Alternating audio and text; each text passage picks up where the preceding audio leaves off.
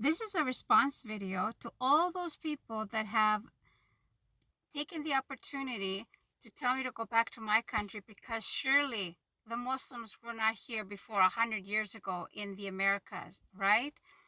In 889, Kashkash ibn Aswad, sorry if I'm murdering the name, sailed from Andalusia. If you don't know where that is, it's the Iberian Peninsula. If you don't know where that is, it's modern-day Spain at the time when the Muslims had conquered the Iberian Peninsula, and it was the beginning of the Islamic Golden Age in what is known today as Europe.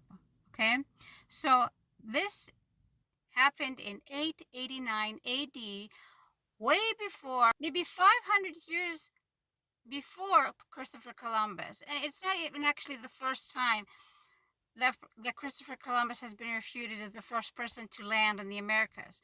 In any case, Kashkash ibn Aswad came to the Caribbean island in the Americas. Next, in the 12th century, Sharif al-Idrisi, who was a geographer, a cartographer, and the scientific advisor to the King of Sicily, wrote about sailors that had traveled from Andalusia. 8 sailors that had traveled from Andalusia to the Americas had gone there and come back.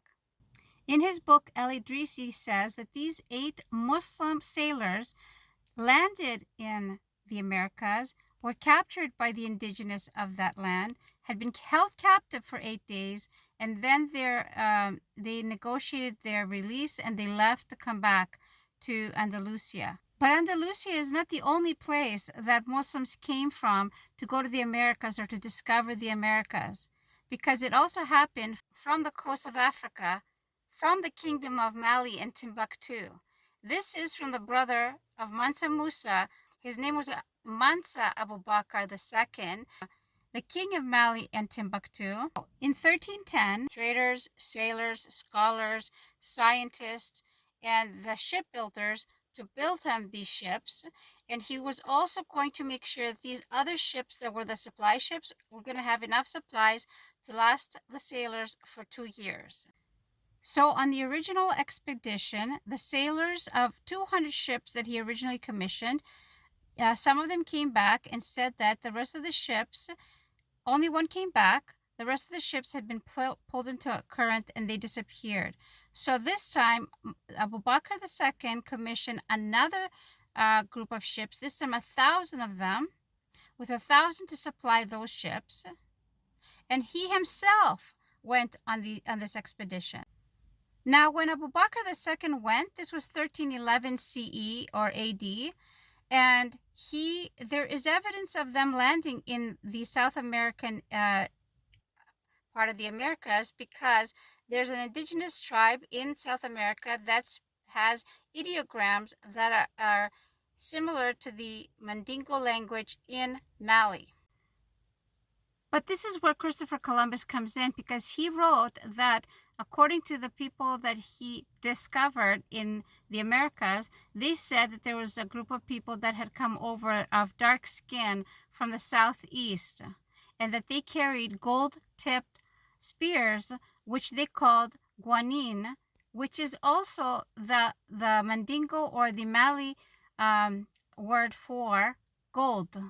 And we all know Mali has a lot of gold. There's also a North American indigenous tribe that's been discovered in the 18th century that had in its language form Mandingo language, the language of the Mandingo people of Mali. Now, it is said that the Mali people, the sailors, the explorers, the scholars, and the engineers and the scientists explored all up and down the South and the North American parts of the Americas, and they intermarried with the people of those lands.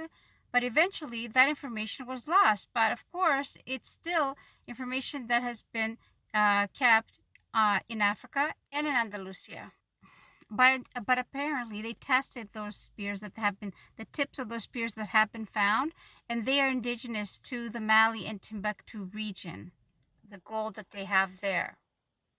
But also, there's also evidence that when Christopher Columbus came over, he brought with him Muslim explorers. Okay, so he brought people, experts with him along that already knew the route.